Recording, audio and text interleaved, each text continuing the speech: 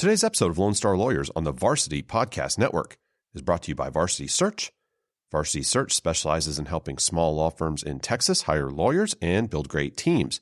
So if you're thinking of making a move or your law firm is looking to hire, please go to varsitysearch.com and book a time to visit right into my calendar. Varsity Search, building great teams. Hey everyone, Daniel Hare back with you on another episode of Lone Star Lawyers. Before we get into this episode, a quick update to our movie verdicts episodes. Now, in your feed right now, you should have My Cousin Vinny and The Lincoln Lawyer. And then last night, we recorded 2 more episodes that will be coming soon. And I want to let you know about those. The first is A Few Good Men, and the second is Witness for the Prosecution. Now, you've probably seen A Few Good Men, even if it's been a little while, so you may just need to refresh on that one. But many of you probably haven't seen Witness for the Prosecution. It's a movie that was made in the 50s, and it's one of the all-time best lawyer movies. And so I would encourage you to check it out, if for no other reason than to be ready for this pod when it comes out in a few weeks. So be ready for that. If you want to contact me or I can help you in any way, please email me directly, daniel@varsitysearch.com. You can also connect with me on LinkedIn. Okay, today is another Monday Mentors episode, and we are privileged to be joined by Jeff Chapman of the Chapman Firm in Austin. Jeff is a construction law expert who was named a Texas super lawyer in 2013 all the way through 2019, and has also been a rising star in the area of construction litigation and construction surety law for 2005 and then also 2008 through 13. So he's pretty much been on some type of Texas super lawyer list all the way back to 2005. He regularly contributes a column to Texas Contractor, a leading construction industry publication. And if that wasn't enough, Jeff's also an endurance sports enthusiast who has completed 3 Ironman triathlons, among other events. Pretty remarkable. So with that as an introduction, let's jump into our conversation with Jeff Chapman on today's Monday Mentors episode of Lone Star Lawyers.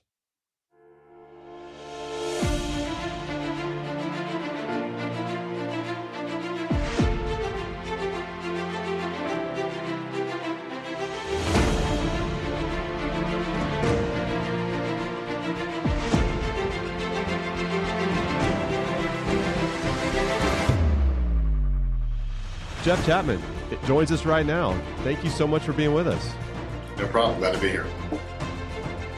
So, Jeff, start off just by telling us a little bit about your firm and kind of how it got started, what it is that you all do, and it's obviously the Chapman Firm, so I can guess as to your role within the firm. But talk to us a little bit about your firm.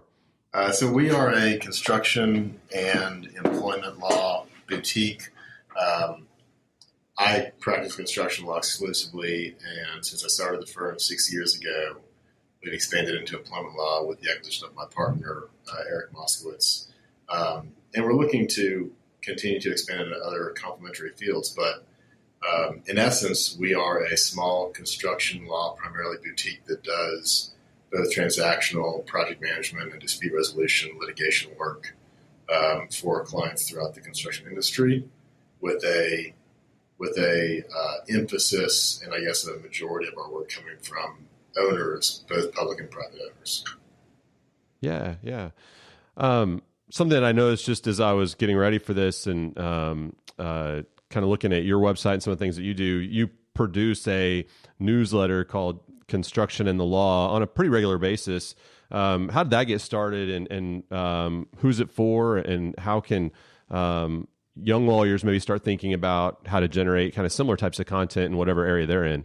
Yeah, we publish a monthly column in Texas Contractor magazine, and it's that construction and the law column for them. I've been doing that for a number of years, and I don't know exactly how many.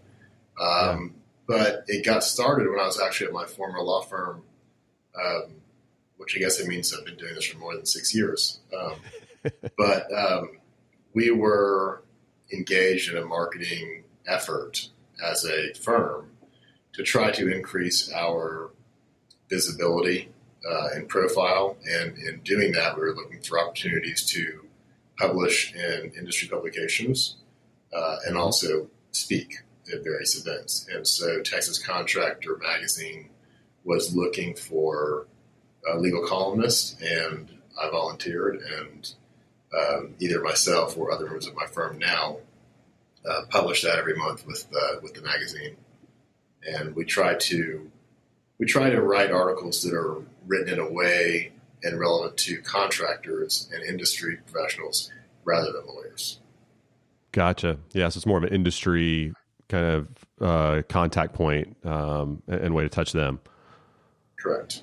Yeah. No, that's great.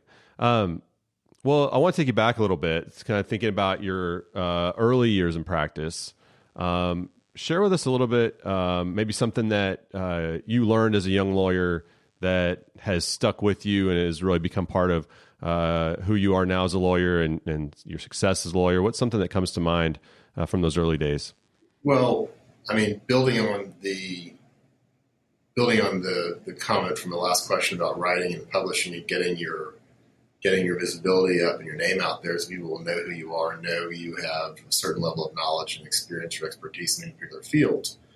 The thing that I look back on my early career in my career development is working hard to find an area of your practice, whether it's construction or commercial litigation or anything else.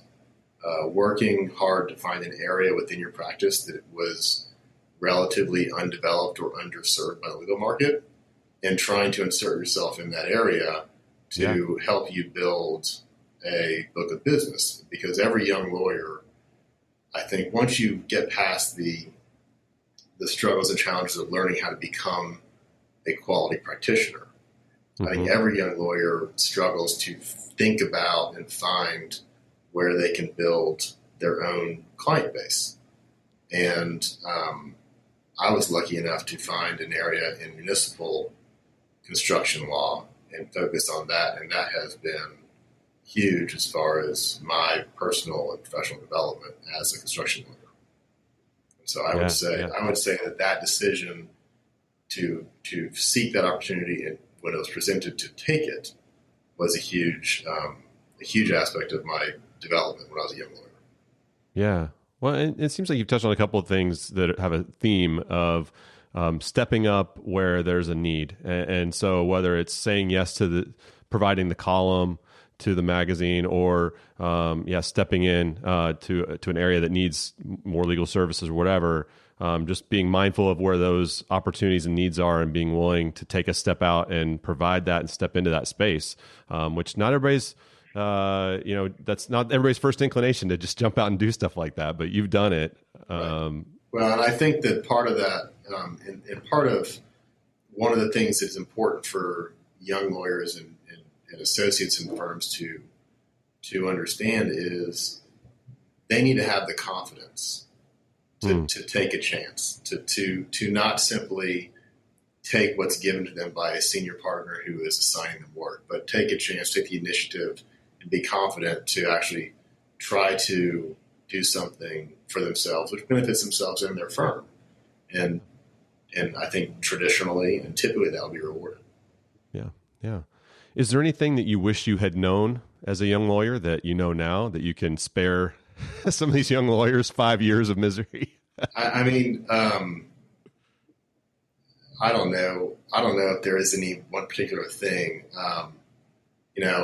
I think that I was lucky in the sense that the firm I went to work for and the lawyer who was my mentor and who kind of helped me develop my practice, I was given a lot of opportunity very early, and I took it, and I wasn't shy about trying to take it. Whereas other lawyers who may not have the confidence or may not be given the opportunity to go out and do things for themselves or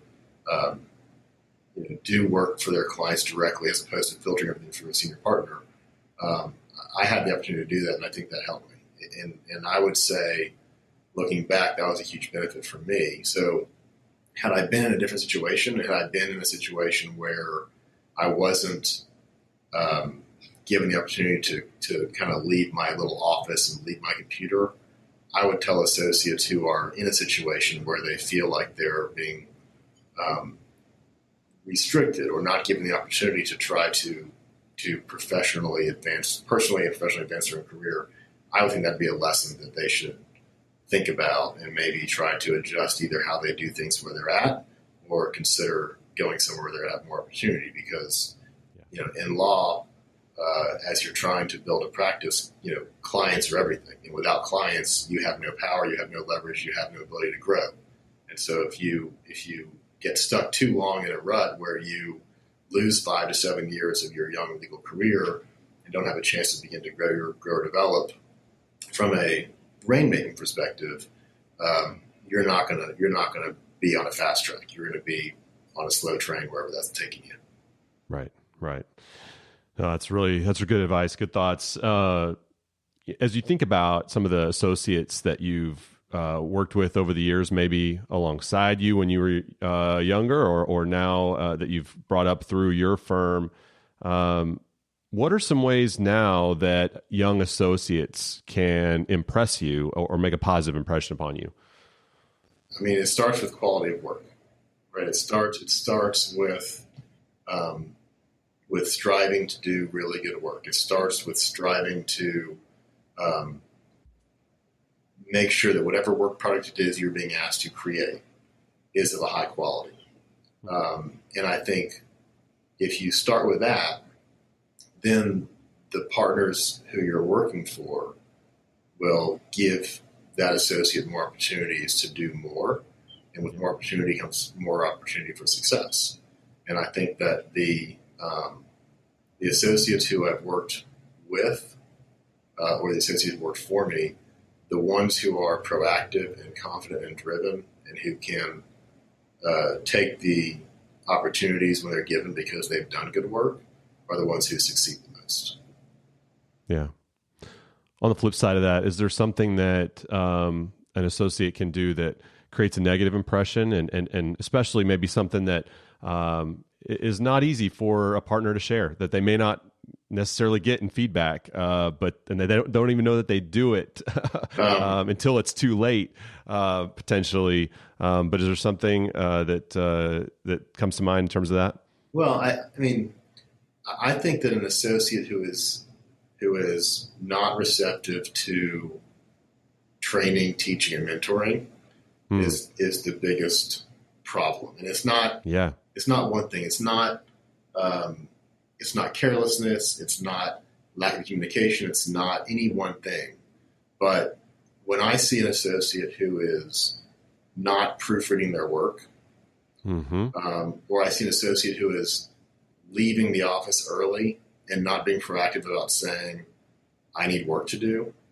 And then I go tell that person, this is a problem. You need to be more proactive in making sure there's stuff for you to do because there's plenty of work to go around. Seek it out. Or I say, I've now received 1 or 2 or 3 things from you that have errors in them that are careless, and that doesn't cease after that conversation. That's the biggest problem I have. So it's not the one thing. It's when I take the time to try to help train a young lawyer on getting better at what he or she is doing. They don't accept that training. To me, that's the sense that they're not going to be a long-term member of the firm. Yeah. No, just being able to not only accept, but then recall and implement the feedback that they got is the important follow-up to that. It's the implementation that is the most important. If you're being given advice or constructive criticism or direction as an associate from a supervisor, because whether it's a senior associate or whether it's a partner, you as a young associate need to be able to recognize that and implement that. Yeah. No, I think that's well said. You mentioned earlier about business development, and I want to ask you about that. For young lawyers, and some may be in a position not yet where their firm is specifically encouraging business development, but some might be. But in either case, how would you advise young lawyers in terms of just starting to think about how to do client development, think about building a book of business? What are some things that come to mind for you on that? The first thing that I tell the young lawyers who have worked with me, certainly here and also at my former firm, is it starts with your network. It starts with the people you went to law school with. all of you who were in the same law school class have scattered across the state probably and are practicing different areas of the law. Each one of your colleagues and friends from law school who are your contemporaries are referral sources for business. So Start with that network and growing your network in a way that you're building relationships with people you already know, who know you, and you all support each other. That's a great way to begin business development from a very, very early phase of your career. And then as you get more experience practicing the type of law you're practicing, the other thing I tell associates to be on the lookout for is opportunities to speak or write an article or write a newsletter or publish something through an email newsletter or whatever it might be, even if it's just something for your own firm website. The more you can do to get your name out there and get recognition for being knowledgeable in the area in which you practice, the more opportunities will come to you for business. And so, growing your network and then if given the chance, accepting it to speak, even if you're speaking in front of an audience of 5 people, which I have done as a young associate. I mean, I remember going to a speech for a company that puts on continuing education seminars, and it was a great topic, I thought, and there were 6 people in the room. You never know where that next call comes from. It could be from one of those 6. It doesn't have to be an opportunity to speak in front of a crowd of 200 people. Yeah. So every time you have a chance to do that as an associate, you should take the chance to do it.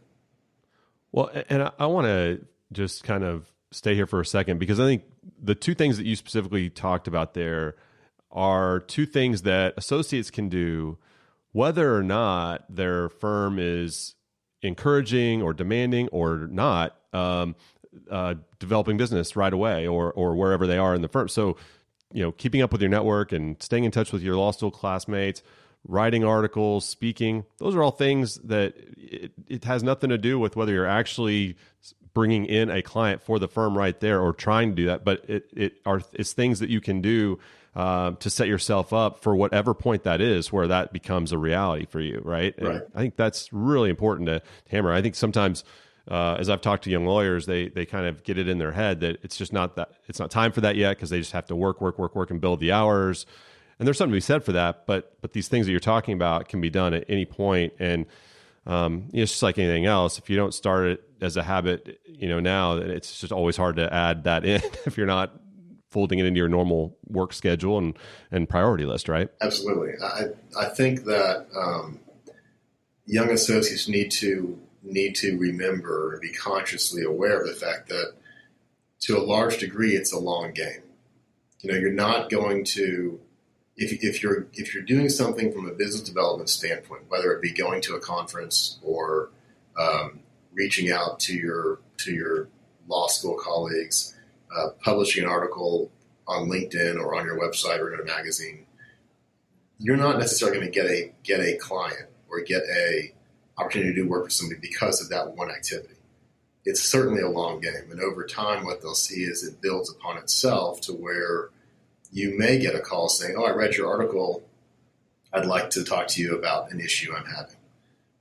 But more realistically, it's going to be a matter of taking the time to do something every so often, however often you plan for yourself, to where you're building up a reputation and building up a network of people and a knowledge basis, so that when someone does refer something to you, you're confident and knowledgeable about that matter, and you can demonstrate to the prospective client that they should hire you. Yeah, no, absolutely. Work-life balance is a term that gets thrown around quite a bit, especially in the legal space and especially with young lawyers. And I'm curious just where you think as a profession we are with this issue.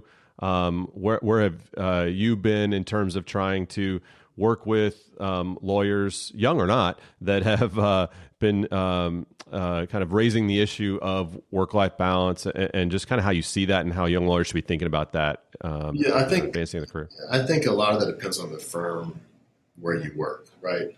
I mean, some firms, certainly big firms, have minimum hourly requirements that must be met, or there's no bonus or no advancement. And if you're at a firm that requires 2,000 hours a year, it's really hard to have any level of life balance with that amount of work. Right.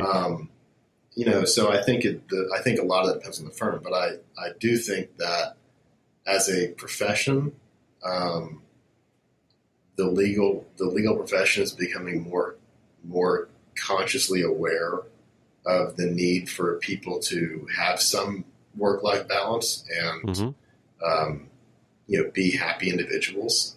Right. I think for long-term retention of associates and partners, having a firm culture that encourages a work-life balance, being flexible with hours, allowing people to leave to go do stuff with their spouses or their partners or their children or whatnot, not expecting people to work all weekend.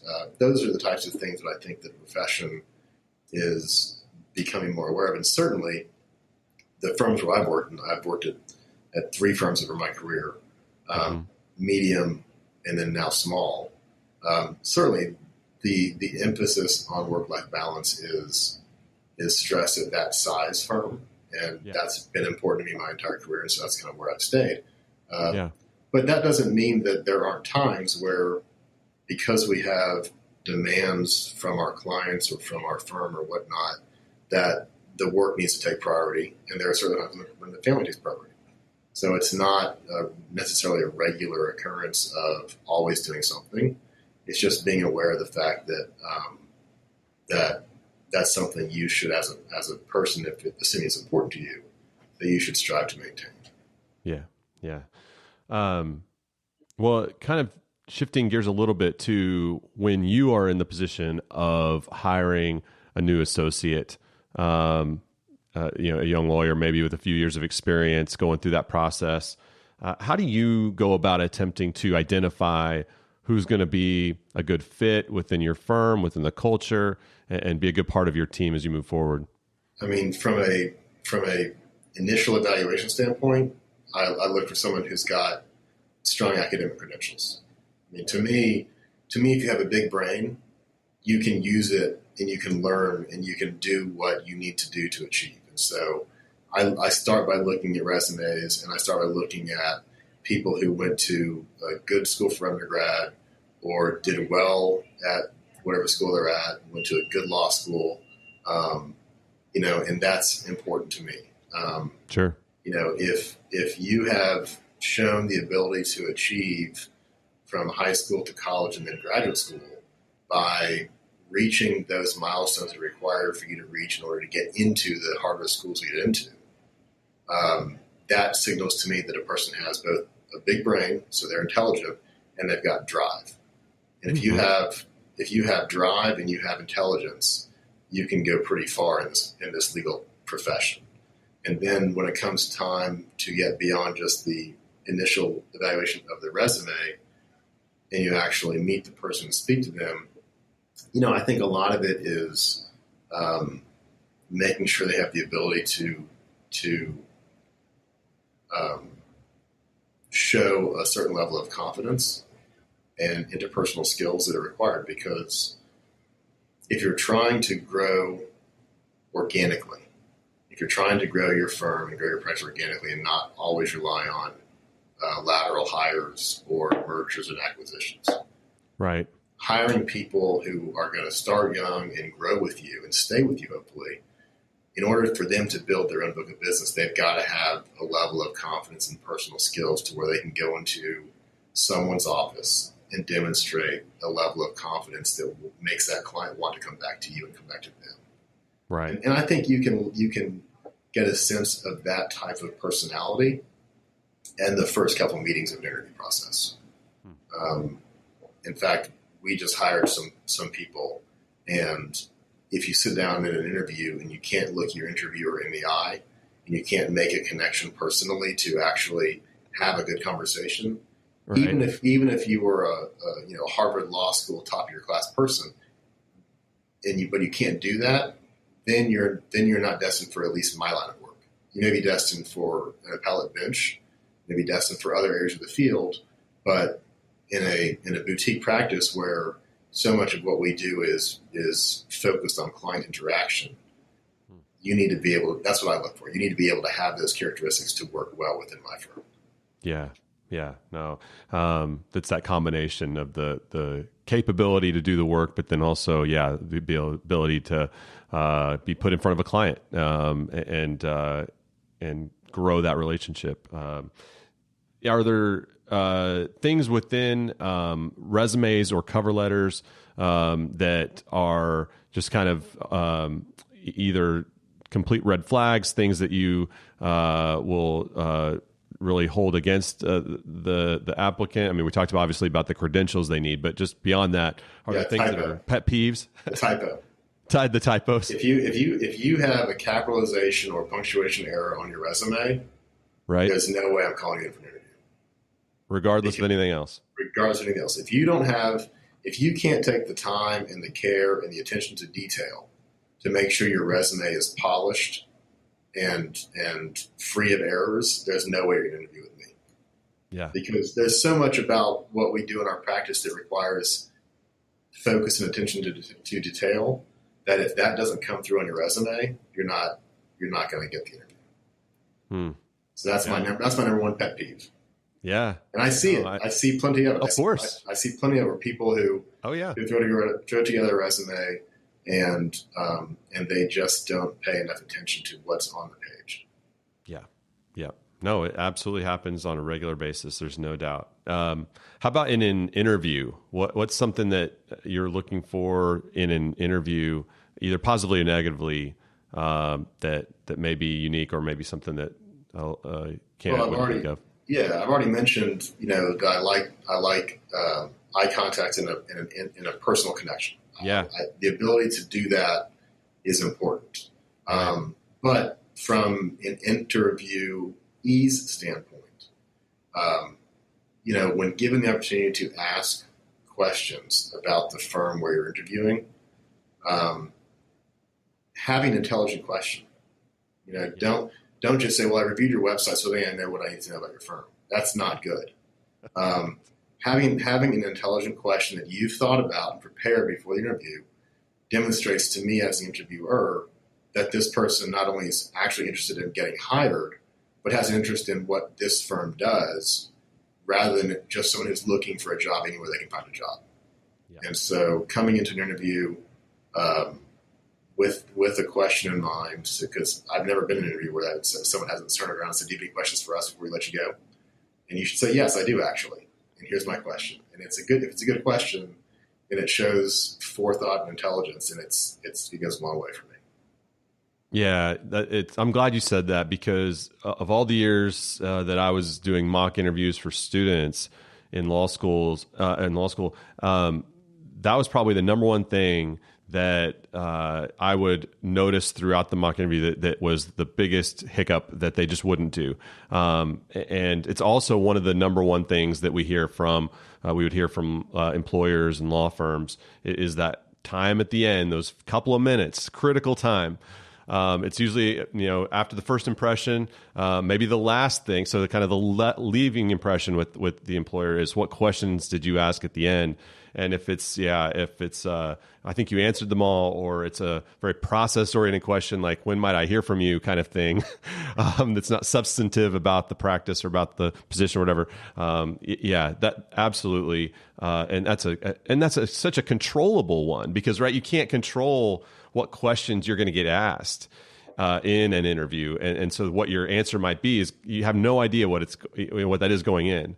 But the questions that you have for the employer, you can completely control that. You have total control over that. And some may get answered over the course of the interview, and that's legitimate, but you can have enough questions that you've got a couple that you can always use. So I'm glad you said that, because that's one that I hammer a lot too. Yeah, and it doesn't matter what the question is, because as an interviewer, I may not remember an hour or two later exactly what was asked of me, but I will remember the fact that person was thoughtful enough to come up with an important question and demonstrated a level of care that shows genuine interest. And that's important from a candidate perspective. Sure.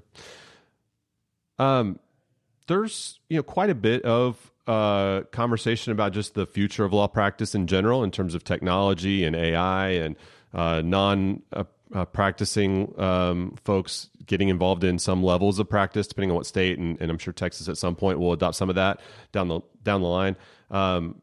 Just if you're a young lawyer coming into the practice and kind of just getting your career started, how would you advise them to kind of be thinking about some of those issues and how to stay ahead of the game and make sure that they stay relevant and able to continue serving clients well into throughout their career? I mean, with every level of technological advancement, I think that the practice of law becomes a little bit more streamlined, a little more efficient. If you're doing certain types of law where an AI-based platform can actually provide legal services to the client, that's not what I do. My practice and certainly not most areas of construction law, maybe with the exception of filing liens. It's not a type of practice where an app can give you the answers you need. But if you're doing family law and you need easy divorce prove-ups and stuff like that, then I think an AI platform may take away some of the work the young associates would normally do. And so as a young associate, I think you should recognize that. But I think that technology provides efficiency. And I think that it's a challenge for law firms, because law firms tend to be kind of stale and archaic and slow moving. Right. To be able to adopt those technologies and turn that efficiencies towards the clients so the clients can see that. Yeah. And so from a young lawyer's perspective, the ability to become more efficient with discovery practice or motion practice or legal research or whatever it is that you're being asked to do as a young associate, if you can demonstrate that efficiency to your partners with whom you're working, who can then demonstrate that efficiency to the clients who get the bills, I think that's a great tool to have. And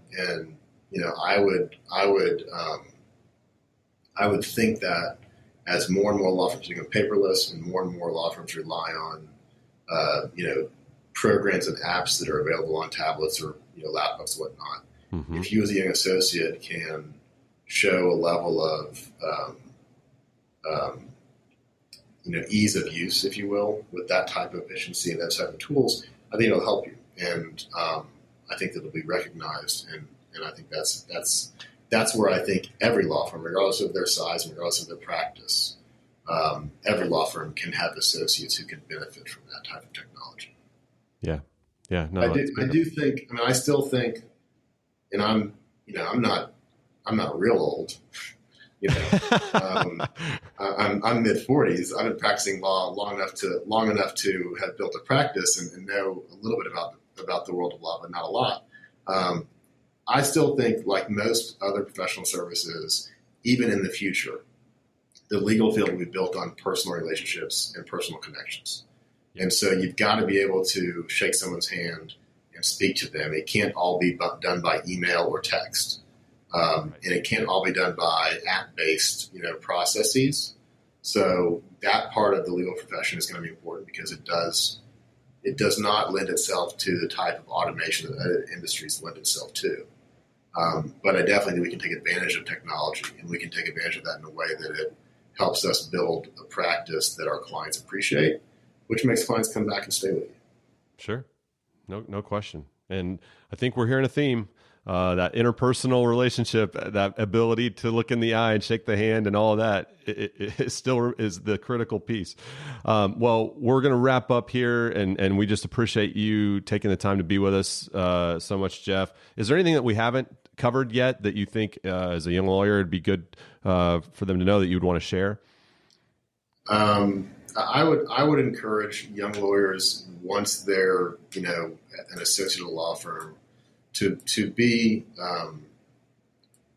not be shy about reaching out to their mentors and their supervisors about whatever it is in their head.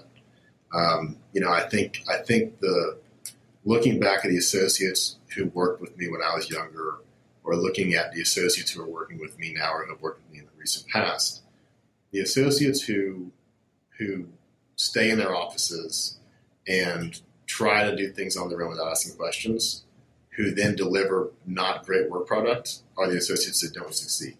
if you want to be an associate who succeeds where you're at, or is able to move to other firms if you have the opportunity to do so, the associates who show drive and the associates who show the ability to interact with the partners and ask questions that are intelligent and seek guidance, and then use that guidance to turn around quality work product, that's the advice that I would give, that I don't think we've necessarily talked about yet, is don't be afraid to go into the partner's office who you're working with and ask a question.